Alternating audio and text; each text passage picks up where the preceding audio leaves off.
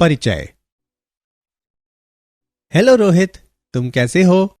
पिताजी, मैं अच्छा हूं। तुम क्या कर रहे हो?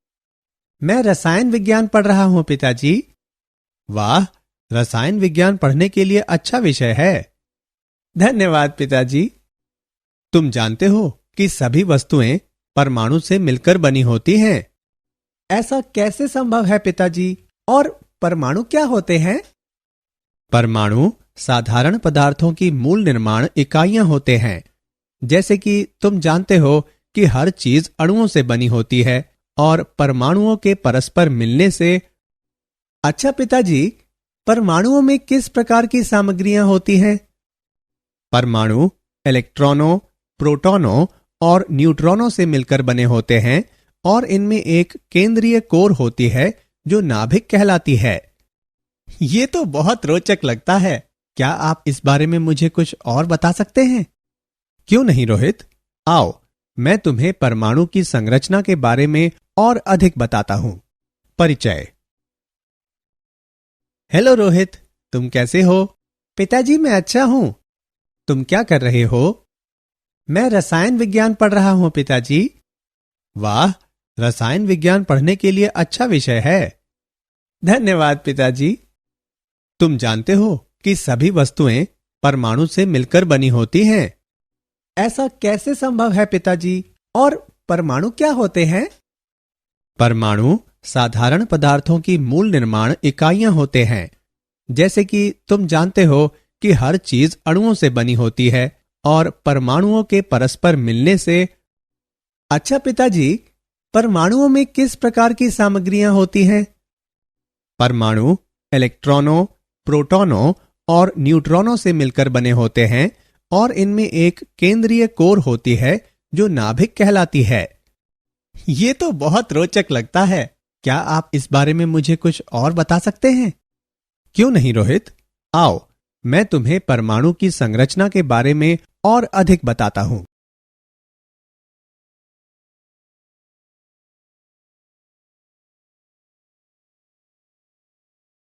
उद्देश्य।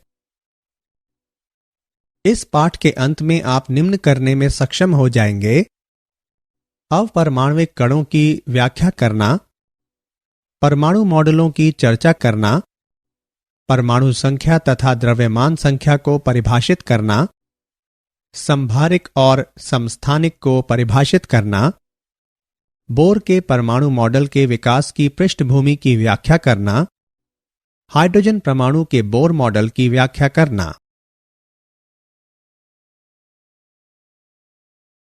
अपरमाणविक कण। इलेक्ट्रॉन की खोज। विसर्जन नालिक कांच की एक लंबी नली होती है। इस नली में धातु के इलेक्ट्रोड सील किए हुए होते हैं जिस पर उच्च वोल्ट ताप प्रयुक्त की जा सकती है। यह नली विसर्जन नलिका के अंदर गैस का दाब नियंत्रित करने के लिए एक निर्वात पंप से भी जुड़ी रहती है। एनोड के पीछे स्फुरदीप्त पदार्थ का लेप किया गया होता है। जब विसर्जन नलिका के अंदर गैस का दाब एक वायुमंडलीय दाब होता है तो नलिका से होकर विद्युत धारा प्रवाहित नहीं होती। यदि गैस का दाब कम करके लगभग 10⁻² वायुमंडलीय दाब कर दिया जाता है और इलेक्ट्रोडों पर लगभग 10,000 वोल्ट का विभवांतर लगाया जाता है तो एक विद्युत धारा प्रवाहित होती है। उसी समय गैस द्वारा प्रकाश उत्सर्जित होता है। यदि गैस का दाब कम करके 10⁻⁴ वायुमंडलीय दाब कर दिया जाता है तो प्रकाश का उत्सर्जन रुक जाता है। इसके बजाय नलिका एक धुंधले हरे प्रकाश के साथ चमकने, प्रतिदीप्त होने लगती है। यह प्रतिदीप्ति नलिका की दीवारों पर कैथोड से निर्गामित होती किरणों की बमबारी के कारण होती है। ये किरणें कैथोड किरणें कहलाती हैं। ये किरणें इलेक्ट्रॉन कहलाने वाले ऋणावेशित कणों से निर्मित पाई गईं।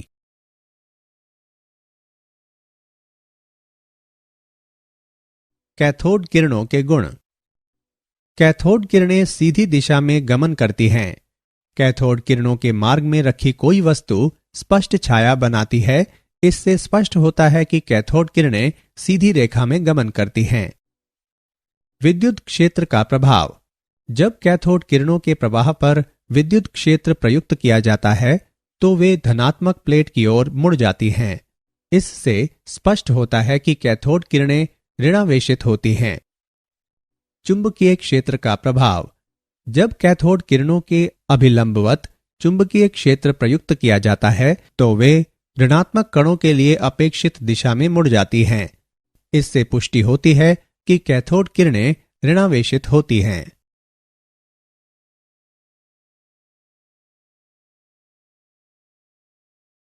इलेक्ट्रॉन का आवेश द्रव्यमान अनुपात। विद्युत तथा चुंबकीय क्षेत्र एक साथ प्रयुक्त किए जाने पर जो एक दूसरे के अभिलंबवत लगाए जाते हैं, दोनों क्षेत्रों को इस प्रकार समायोजित करना संभव है कि कैथोड किरणें प्रतिदीप्त पर्दे पर उसी स्थिति में टकराएं जिस तरह वे कोई क्षेत्र न लगाए जाने पर टकराती हैं। इलेक्ट्रॉनों का आवेश द्रव्यमान अनुपात 1.76 गुणे 10 की घात 8 कूलम प्रति ग्राम पाया गया। कैथोड की प्रकृति या विसर्जन नलिका में ली गई गैस की प्रकृति से पृथक कैथोड किरणों में कणों के लिए E/m अनुपात समान पाया गया, जो दर्शाता है कि इलेक्ट्रॉन सभी सामग्रियों के सार्वत्रिक निर्माणक होते हैं।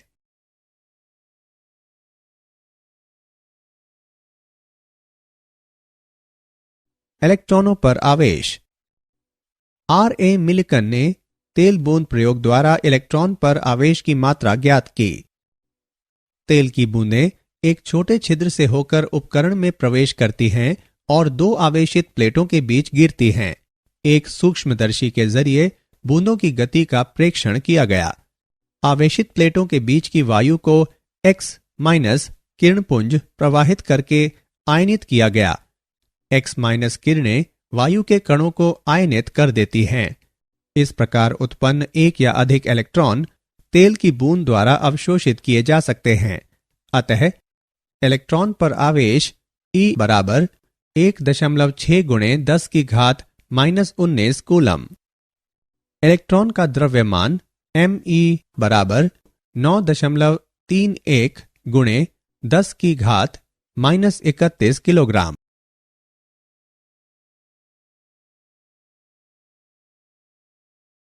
प्रोटॉनों और न्यूट्रॉनों की खोज। 1886 में गोल्डस्टीन ने एक विसर्जन नलिका में एक छिद्रित कैथोड का प्रयोग किया। निम्न दाब पर विद्युत विसर्जन गुजारने पर उसने कैथोड के पीछे धनावेश वाहक एक नई प्रकार की किरणों का अवलोकन किया। इन किरणों को एनोड किरणें या कैनाल किरणें कहा गया। एनोड किरणों के गुणधर्म। एनोड किरणों में आवेश द्रव्यमान अनुपात विसर्जन नलिका में गैस की प्रकृति पर निर्भर पाया गया। यह प्रेक्षित किया गया कि E/m अनुपात तब अधिकतम था जब विसर्जन नलिका में हाइड्रोजन गैस को लिया गया। यह इंगित करता है कि हाइड्रोजन से बनने वाले धनात्मक आयन सबसे हल्के होते हैं। इन सबसे हल्के धनावेशित कणों को प्रोटॉन का नाम दिया गया। न्यूट्रॉन की खोज चैडविक द्वारा की गई। उसने अल्फा कणों को बेरिलियम पर टकराकर उदासीन कण उत्सर्जित कराए थे जो न्यूट्रॉन कहलाए।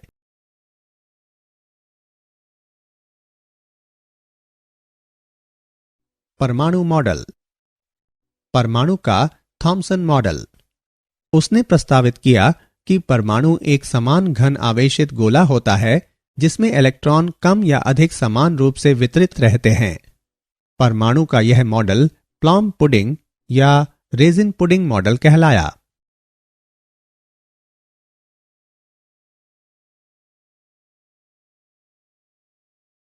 रदरफोर्ड का नाभिकीय परमाणु मॉडल। अल्फा कणों के प्रकीर्णन का प्रयोग। इस प्रयोग के अंतर्गत सोने की एक पतली पन्नी पर अल्फा कणों की बौछार कराई गई। ये कण शीशे की एक प्लेट में एक झिर्री से गुजरते हुए पतले पुंज के रूप में प्राप्त किए गए। जिंक सल्फाइड ZnS से लेपित एक वृत्ताकार पर्दे को अल्फा कणों के कारण होने वाले विक्षेपण का पता लगाने के लिए पन्नी के परितः रखा गया। जब भी कोई अल्फा कण पर्दे से टकराता तो उस बिंदु पर प्रकाश की स्फुरदीप्ति उत्पन्न होती। प्रेक्षण। अधिकांश अल्फा कण लगभग 99% सोने की पन्नी से बिना विक्षेपित हुए निकल जाते हैं। कुछ अल्फा कण छोटे कणों द्वारा विक्षेपित हो जाते हैं। कुछ कण या तो बहुत बड़े कोणों से विक्षेपित होते हैं या वास्तव में अपने पथ पर पीछे की ओर विक्षेपित हो जाते हैं।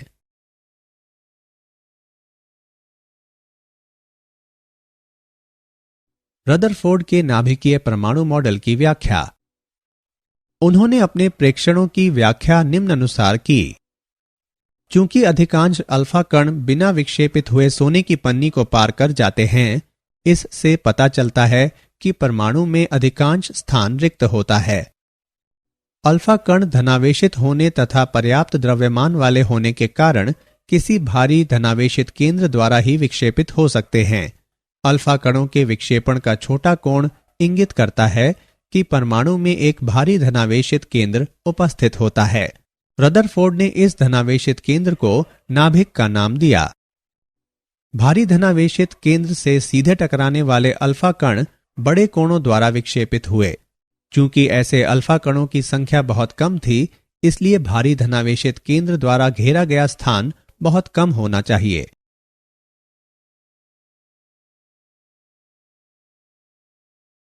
रदरफोर्ड के नाभिकीय परमाणु मॉडल के मुख्य बिंदु। इस मॉडल के मुख्य बिंदु निम्न हैं। परमाणु का अधिकांश द्रव्यमान तथा धनावेश नाभिक कहलाने वाले एक बहुत छोटे क्षेत्र में संकेंद्रित होता है।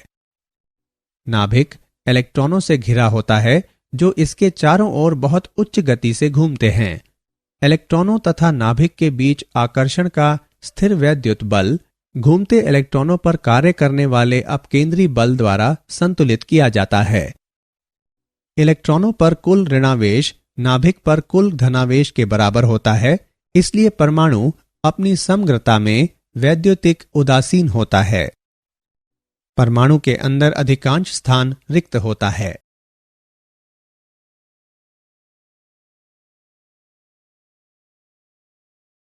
परमाणु संख्या तथा द्रव्यमान संख्या। तत्व के परमाणु के नाभिक पर इकाई धनावेशों की संख्या तत्व की परमाणु संख्या कहलाती है।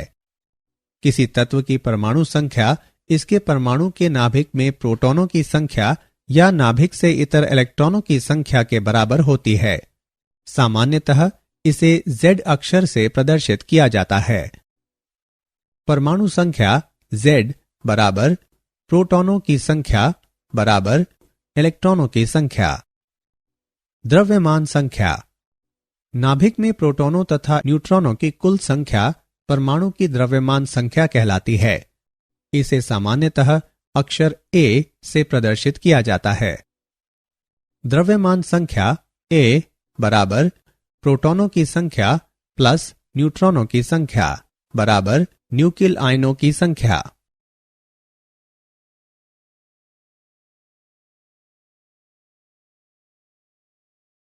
संभारिक एवं समस्थानिक। किसी तत्व की द्रव्यमान संख्या तथा परमाणु संख्या निम्न प्रकार व्यक्त की जाती है। किसी तत्व के समस्थानिक तत्व के वे परमाणु होते हैं जिनकी परमाणु संख्या समान लेकिन द्रव्यमान संख्याएं भिन्न होती हैं। हाइड्रोजन के 3 समस्थानिक प्रदर्शित किए जा सकते हैं। विभिन्न तत्वों के परमाणु जिनकी द्रव्यमान संख्याएं समान होती हैं वे संभारिक कहलाते हैं। उदाहरण के लिए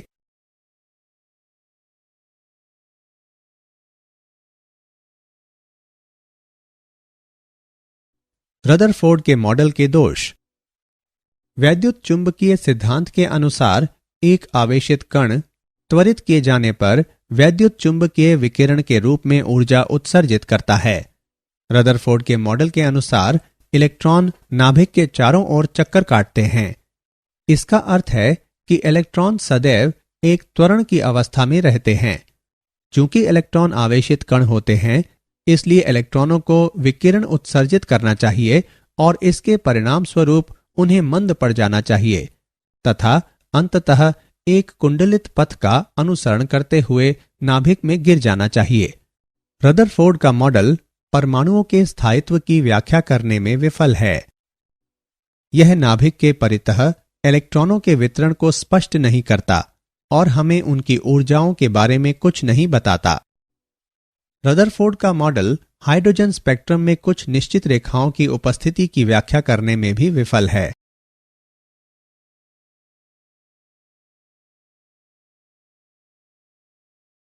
बोर के परमाणु मॉडल के विकास की पृष्ठभूमि। वैद्युत चुंबकीय विकिरण की तरंग प्रकृति। मैक्सवेल के प्रकाश के तरंग सिद्धांत के अनुसार प्रकाश विद्युत चुंबकीय तरंगों के रूप में संचारित होता है। ये तरंगें दोलायमान विद्युत क्षेत्र तथा चुंबकीय क्षेत्र से जुड़ी होती हैं। ये दोनों क्षेत्र एक दूसरे के अभिलंबवत तथा संचरण की दिशा में होते हैं।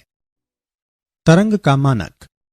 तरंग दैर्ध्य इसे तरंग के दो आसन्न तुंगों या द्रोणियों के बीच की दूरी के रूप में परिभाषित किया जा सकता है। इसे लैम्ब्डा द्वारा निरूपित किया जाता है और इसे सामान्यतः आंगस्ट्रॉम इकाइयों या नैनोमीटरों में मापा जाता है। एक आंगस्ट्रॉम बराबर 10⁻⁻10 मीटर। एक नैनोमीटर बराबर 10⁻⁻9 मीटर।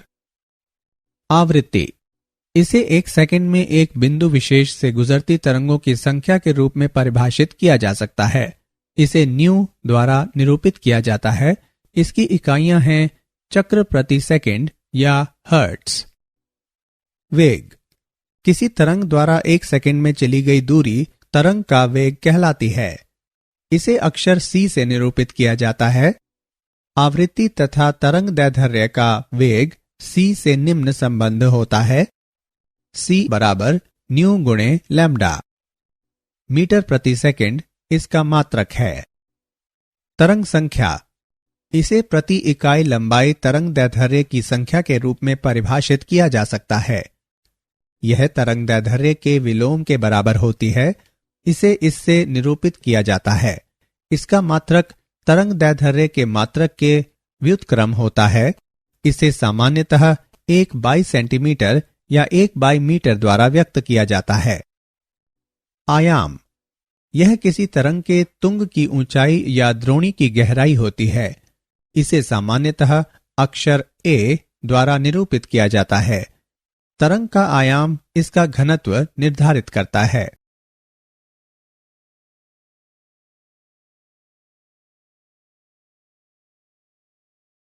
विद्युत चुंबकीय विकिरण की कणीय प्रकृति प्लांक का क्वांटम सिद्धांत।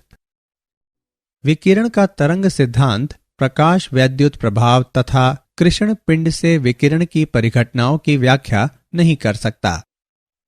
कृष्ण पिंड से विकिरण कोई आदर्श कृष्ण पिंड विकिरण का आदर्श अवशोषक तथा आदर्श उत्सर्जक होता है।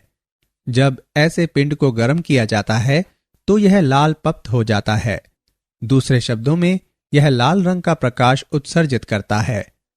तापमान और बढ़ाए जाने पर विकिरण का रंग लाल से परिवर्तित होकर पीला और फिर सफेद तथा फिर तापमान अत्यंत उच्च होने पर इसका रंग नीला हो जाता है।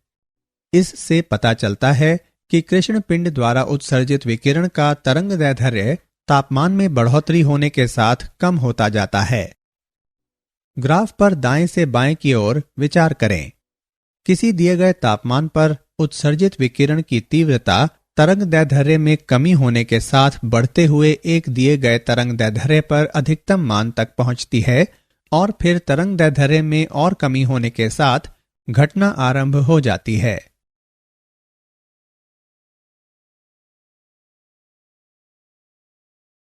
विद्युत चुंबकीय विकिरण की कणीय प्रकृति प्लांक का क्वांटम सिद्धांत। प्लांक का विकिरण का क्वांटम सिद्धांत। विकिरित होने वाली ऊर्जा सततः उत्सर्जित या अवशोषित नहीं की जाती, बल्कि यह क्वांटा कहलाने वाले छोटे ऊर्जा पैकेटों के रूप में विविक्त रूप से उत्सर्जित या अवशोषित होती है। विकिरण के एक क्वांटम से जुड़ी ऊर्जा की मात्रा विकिरण की आवृत्ति के समानुपाती होती है। जहां नियतांक h प्लांक का स्थिरांक कहा जाता है और यह 6.625 गुणे 10⁻⁻34 जूल सेकेंड होता है। कोई पिंड क्वांटम के पूर्णांक गुणजों के रूप में ही ऊर्जा उत्सर्जित या अवशोषित कर सकता है, अर्थात E बराबर NH म्यू जहां n बराबर 1, 2, 3, 4 इत्यादि।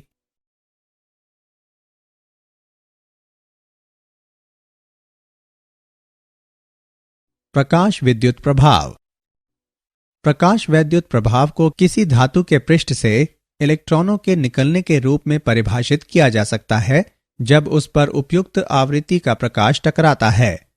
इस प्रकार निकलने वाले इलेक्ट्रॉन फोटो इलेक्ट्रॉन कहलाते हैं। जब विशिष्ट आवृत्ति वाला प्रकाश धातु के पृष्ठ से टकराता है तो धातु के पृष्ठों से इलेक्ट्रॉन निकलते हैं जो डिटेक्टर द्वारा खोज लिए जाते हैं। किसी विशिष्ट धातु के लिए एक विशिष्ट देहली आवृत्ति V0 होती है, अर्थात सीमा से कम आवृत्तियों पर इलेक्ट्रॉनों का उत्सर्जन नहीं होता, चाहे तीव्रता कितनी भी अधिक हो या किरणन कितने अधिक समय तक हुआ हो। प्रति सेकंड उत्सर्जित फोटो इलेक्ट्रॉनों की संख्या आपतित विकिरण की तीव्रता के समानुपाती होती है, लेकिन यह इसकी आवृत्ति पर निर्भर नहीं होती। आइंस्टीन के अनुसार धातु में इलेक्ट्रॉन कुछ आकर्षी बलों के कारण रुके रहते हैं। इन बलों को निरस्त करने के लिए कुछ मात्रा में ऊर्जा की आवश्यकता होती है, जो धातु के अनुसार अलग अलग होती है। यह प्रकाश वैद्युत कार्य फलन W0 कहलाता है। W0 बराबर h न्यू नॉट। आइंस्टीन के समीकरण को निम्न प्रकार से लिखा जा सकता है: h न्यू बराबर h न्यू नॉट जमा गतिज ऊर्जा, अर्थात गतिज ऊर्जा बराबर है h न्यू घटा h न्यू नॉट के।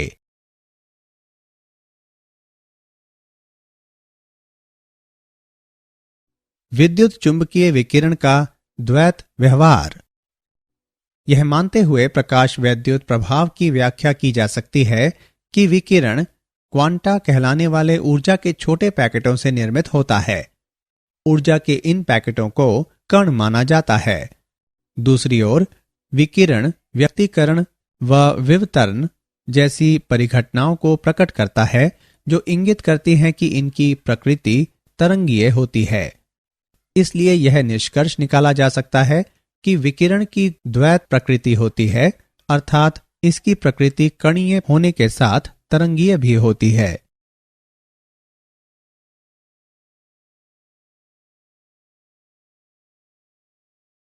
क्वांटित इलेक्ट्रॉनिक ऊर्जा स्तरों के लिए प्रमाण परमाणविक स्पेक्ट्रा।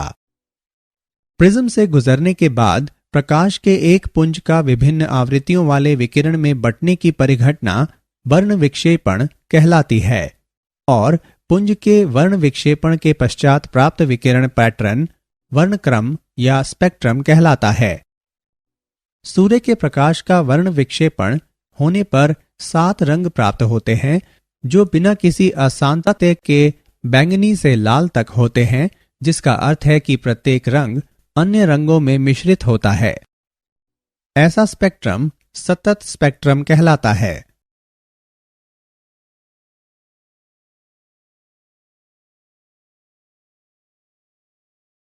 उत्सर्जन तथा अवशोषण स्पेक्ट्रा। जब किसी तत्व को किसी पद्धति का उपयोग करके, जैसे कि उसे गर्म करके, विद्युत धारा प्रवाहित करके या विद्युत विसर्जन गुजारकर उत्तेजित किया जाता है, तो तत्व के अणु निश्चित आवृत्तियों के विद्युत चुंबकीय विकिरण उत्सर्जित करते हैं। बढ़ते तरंग दैर्ध्य या घटती आवृत्तियों के क्रम में इन विकिरणों की व्यवस्था तत्व का उत्सर्जन स्पेक्ट्रा या परमाणविक स्पेक्ट्रा कहलाती है। किसी तत्व का परमाणविक स्पेक्ट्रा तत्व की पहचान करने के लिए उपयोग किया जा सकता है और कभी कभी यह इसके परमाणुओं का फिंगरप्रिंट भी कहलाता है। अधिकांश तत्वों का परमाणविक स्पेक्ट्रा काली पट्टियों से पृथक की गई अनेक चमकीली रेखाओं से बना होता है। इसलिए परमाणविक स्पेक्ट्रम को रेखा स्पेक्ट्रम भी कहा जाता है। अवशोषण स्पेक्ट्रम ऐसे विद्युत चुंबकीय विकिरण द्वारा बनता है जो ऐसे माध्यम से गुजरता है जहां निश्चित आवृत्तियों के विकिरण अवशोषित कर लिए जाते हैं।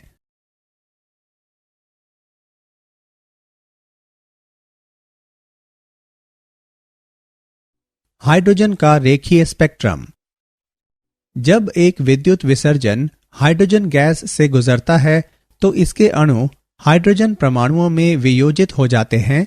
इस प्रकार उत्तेजित हाइड्रोजन परमाणु विविक्त आवृत्तियों के विद्युत चुंबकीय विकिरण उत्सर्जित करते हैं।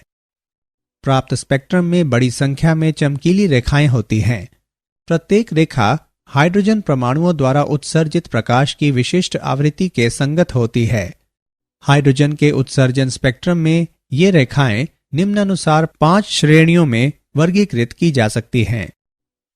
पराबैंगनी क्षेत्र में लाइमैन श्रेणी, दृश्य क्षेत्र में बामर श्रेणी, अवरक्त क्षेत्र में पाशन श्रेणी, ब्रैकेट श्रेणी तथा फंड श्रेणी।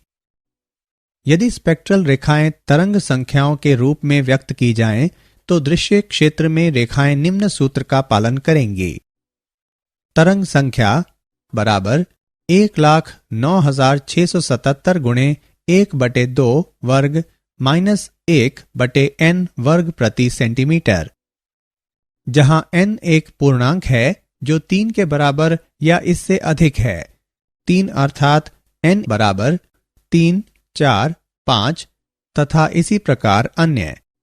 इसके पश्चात रिडबर्ग ने एक अधिक सामान्य सूत्र प्रदान किया जो हाइड्रोजन स्पेक्ट्रम में सभी श्रेणियों पर लागू होता है। तरंग संख्या बराबर 1,09,677 गुणे 1/n1 वर्ग माइनस 1/n2 वर्ग प्रति सेंटीमीटर, जहां n1 और n2 इस प्रकार के पूर्णांक हैं कि n2 n1 से अधिक है। किसी श्रेणी विशेष के लिए n1 स्थिरांक है। 1,09,677 प्रति सेंटीमीटर का मान हाइड्रोजन के लिए रिडबर्ग स्थिरांक कहलाता है।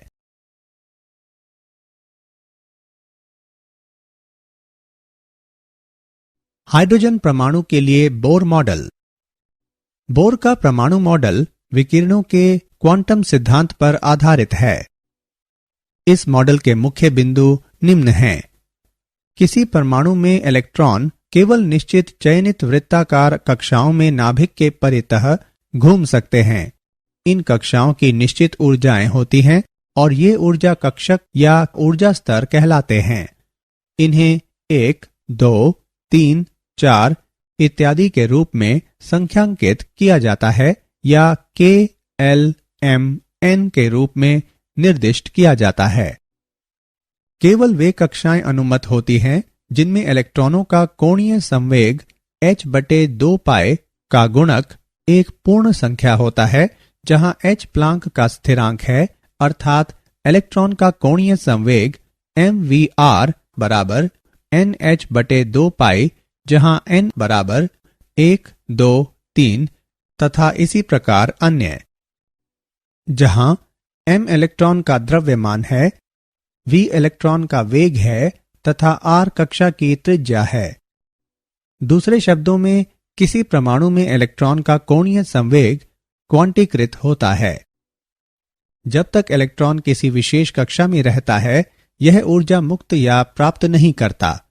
इसका अर्थ है कि एक विशेष कक्षा में इलेक्ट्रॉन की ऊर्जा स्थिरांक रहती है, इसलिए ये कक्षाएं स्थैतिक स्तर भी कहलाती हैं। जब इलेक्ट्रॉन को किसी बाह्य स्रोत से ऊर्जा की आपूर्ति की जाती है, तो यह दो ऊर्जा स्तरों के बीच ऊर्जा के अंतर के बराबर ऊर्जा की निश्चित मात्रा अवशोषित करके किसी उच्चतर ऊर्जा स्तर में जा सकता है।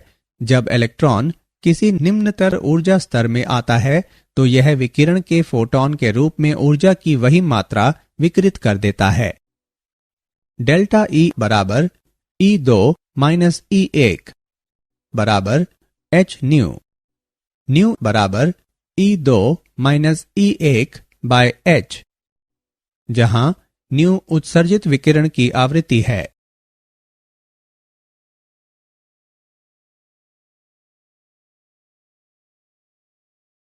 हाइड्रोजन परमाणु के लिए बोर मॉडल। ऊर्जा का क्वांटीकरण तथा बोर का मॉडल। बोर के मॉडल के अनुसार किसी परमाणु में इलेक्ट्रॉन की ऊर्जा क्वांटीकृत होती है। क्वांटीकरण का आशय यह है कि राशि किसी कक्षीय मान को प्राप्त करने के लिए सतत परिवर्तित नहीं हो सकती, बल्कि कुछ विशिष्ट मान प्राप्त करने के लिए केवल विविक्त रूप से परिवर्तित हो सकती है। इस बिंदु को और समझने के लिए आइए एक सरल उदाहरण पर विचार करें। माना कि एक व्यक्ति सीढ़ियों पर नीचे उतर रहा है, अतः व्यक्ति की ऊर्जा विविक्त रूप से परिवर्तित होती है और विविध स्टेपों की ऊर्जाओं के संगत उसके कुछ निश्चित ऊर्जा मान ही हो सकते हैं। इस उदाहरण में व्यक्ति की ऊर्जा क्वांटीकृत हुई है। दूसरी ओर यदि कोई व्यक्ति किसी रैंप पर नीचे आता है तो ऊर्जा सतत परिवर्तित होती है और रैंप पर किसी बिंदु के संगत उसकी ऊर्जा के कोई मान हो सकते हैं। इस उदाहरण में ऊर्जा क्वांटीकृत नहीं हुई है। इसलिए बोर के मॉडल के अनुसार किसी परमाणु में इलेक्ट्रॉन की ऊर्जा क्वांटीकृत होती है। बोर के मॉडल के मुख्य सफल बिंदु निम्न हैं। बोर का मॉडल परमाणु के स्थायित्व की व्याख्या कर सकता है। बोर का सिद्धांत हाइड्रोजन की किसी कक्षा विशेष में इलेक्ट्रॉन की ऊर्जा का परिकलन करने में सहायक है। व्यंजक निम्न हैं।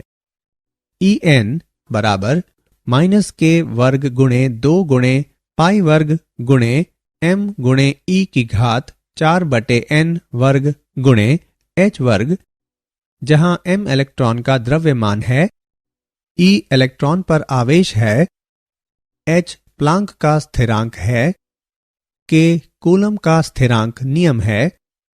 स्थिरांक का मान प्रतिस्थापित करने पर हम पाते हैं कि En बराबर -1312/n वर्ग किलो जूल प्रति मोल।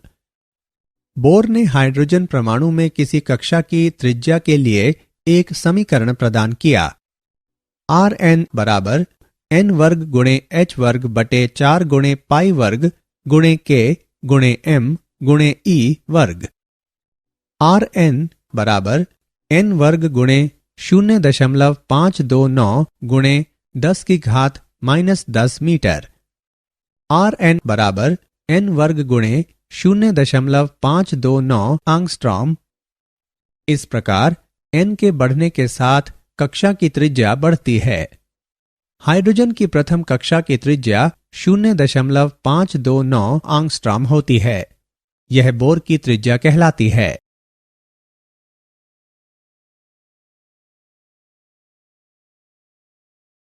हाइड्रोजन के रेखा स्पेक्ट्रम की व्याख्या। हाइड्रोजन के परमाणु में प्रथम कक्षा में उपस्थित इलेक्ट्रॉन तलस्थ अवस्था में होता है। जब विद्युत विसर्जन प्रदान करके आदि के द्वारा ऊर्जा प्रदान की जाती है तो यह इलेक्ट्रॉन उत्तेजित होकर किसी उच्चतर ऊर्जा स्तर में पहुंच सकता है। क्योंकि हाइड्रोजन के प्रतिदर्श में परमाणुओं की संख्या अधिक होती है, इसलिए विभिन्न परमाणुओं में इलेक्ट्रॉन विभिन्न मात्राओं में ऊर्जाएं अवशोषित करते हैं और उत्तेजित होकर विभिन्न उच्चतर ऊर्जा स्तरों में चले जाते हैं।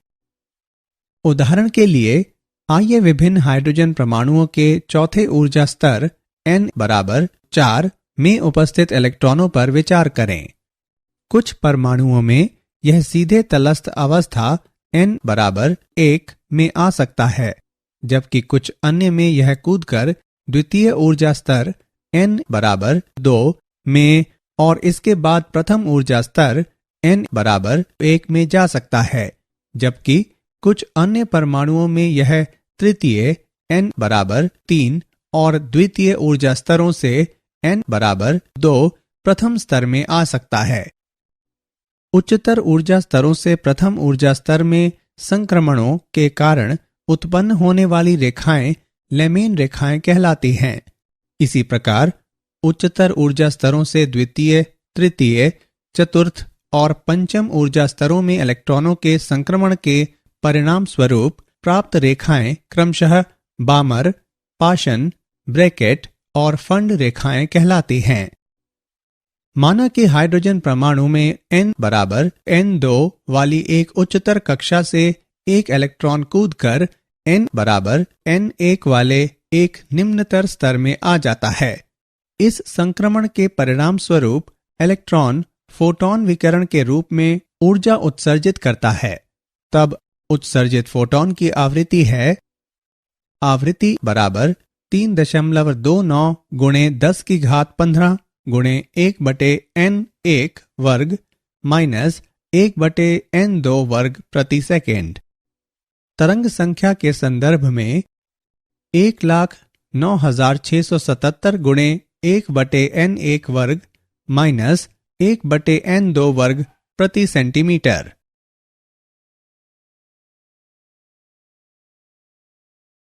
बोर के मॉडल की सीमाएं।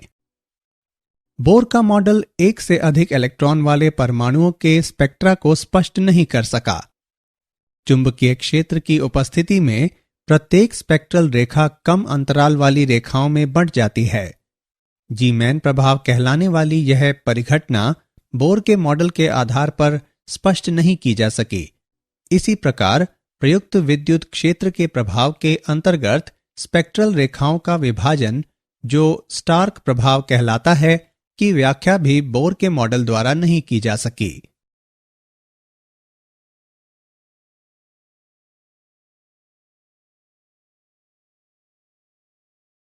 बोर मॉडल की असफलता के कारण। बोर मॉडल में इलेक्ट्रॉन की तरंग प्रकृति को ध्यान में नहीं रखा गया। एक कक्षा को तभी परिभाषित किया जा सकता है जब इलेक्ट्रॉन की ठीक स्थिति और गति मालूम हो। हाइजेनबर्ग अनिश्चितता सिद्धांत के द्वारा यह संभव नहीं है। हाइड्रोजन परमाणु के बोर मॉडल ने पदार्थ के दोहरे व्यवहार की अनदेखी की और यह हाइजेनबर्ग अनिश्चितता सिद्धांत के विपरीत है।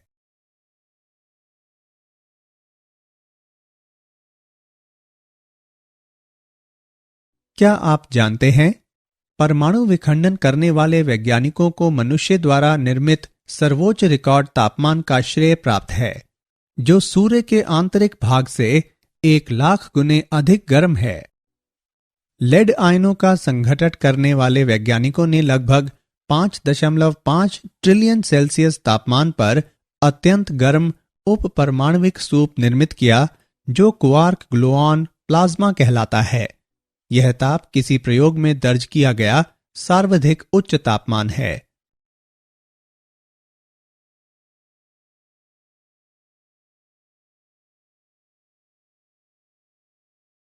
सारांश।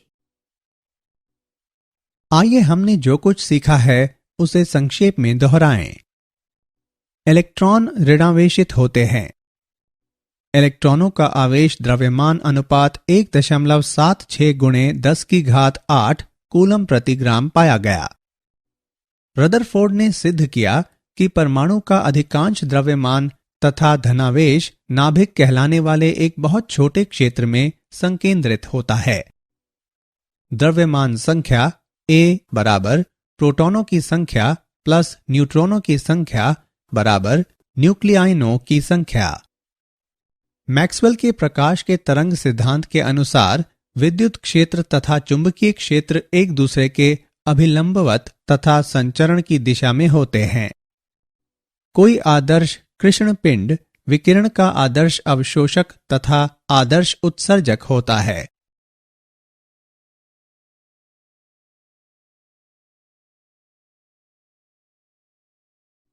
विकिरण के एक क्वांटम से जुड़ी ऊर्जा की मात्रा विकिरण की आवृत्ति के समानुपाती होती है, जहां नियतांक H प्लांक का स्थिरांक कहा जाता है और यह 6.625 गुणे 10 की घात -34 जूल सेकेंड होता है।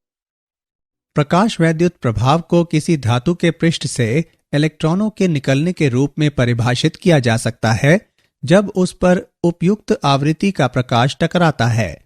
इस प्रकार निकलने वाले इलेक्ट्रॉन फोटो इलेक्ट्रॉन कहलाते हैं। किसी तत्व का परमाणविक स्पेक्ट्रा तत्व की पहचान करने के लिए उपयोग किया जा सकता है और कभी कभी यह इसके परमाणुओं का फिंगरप्रिंट भी कहलाता है।